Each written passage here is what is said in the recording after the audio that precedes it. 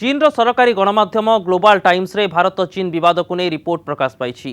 उभय देशर विवाद सत्वे भारत चीन सीमार भारत उन्नयनमूलक काम करुवा सह जबरदस्ती चीन सीमा भितर निर्माण करुवा रिपोर्ट प्रकाश करा जायछि।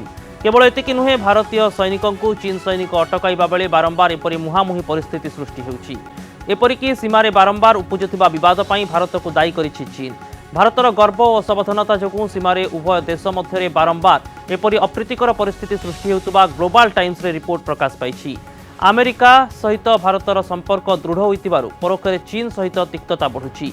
आउ किछि भारतीय भाबुछन्ति कि चीन ठारू भारत सामरिक क्षेत्र में अधिक शक्ति संपन्न। भारत सह चीन विवाद करने को चाहूना और द्विपाक्षिक सीमा संपर्क को शांतिपूर्ण भाव समाधान करने को चाहूँगी बोली एथिरे उल्लेख करा जायछि। तेबे चीन दुर्बलता नुहे बोली ग्लोबल टाइम्स रिपोर्ट रे प्रकाश पाई।